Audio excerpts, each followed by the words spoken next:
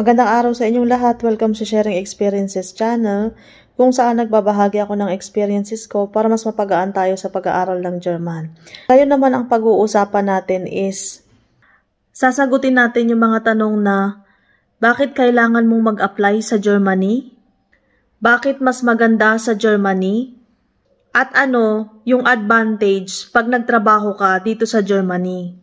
Bakit kailangan mong mag-apply dito sa Germany? Ang pinaka-best time para mag-apply sa Germany is now. Kasi yung opportunity nandyan.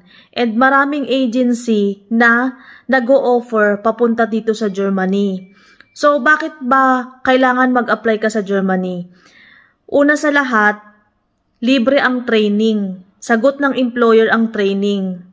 Libre din ang exam. Sagot ng employer ang exam mo. Nung batch namin, sagot ng employer ang first take ng exam. Pero pag hindi mo na ipasa yon, ang succeeding exam pagkatapos nun ay ikaw na ang magbabayad. I-comment nyo na lang kung may mga employer na hanggang 3 takes babayaran nila yung exam mo. Libre din ang processing ng mga documents mo papunta dito sa Germany. Simula sa translation, visa, ticket, at kung ano pang kailangan mo papunta dito sa Germany. Sasagutin na ng employer lahat ng processing ng documents. At higit sa lahat, may budget ka pa monthly habang nasa German language training ka. Bakit mas maganda sa Germany? Dito sa Germany, merong life-work balance. Ang trabaho ng nurse dito ay 8 hours per shift. Yung overtime mo, may bayad. Kahit 30 minutes lang yan. Yung holiday, automatic double pay. Pag nagtrabaho ka ng weekends, meron ding extra pay.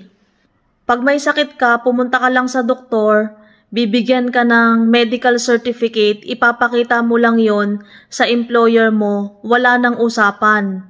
Hindi ka na nila ko-questionin, basta ipakita mo lang yung med-cert mo. Ano ang advantage ng pagtatrabaho dito sa Germany? Pag may sakit ka, insured ka. Kahit ano pa yung sakit mo, kahit gaano pa kalala yung sakit mo, may insurance ka. May insurance na sasalo sa expenses mo. Makakaipon ka ng mabilis kung hindi ka magastos. Kayang-kaya mong dalhin ang immediate family mo dito sa Germany with less than 1 year.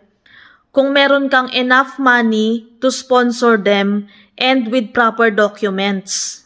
So yun lang, maraming salamat sa panonood. Ingat kayo palagi. God bless. See you dito sa Germany at sa mga nakapasa na welcome sa Germany. Tschüss! Sering kulakukan seakan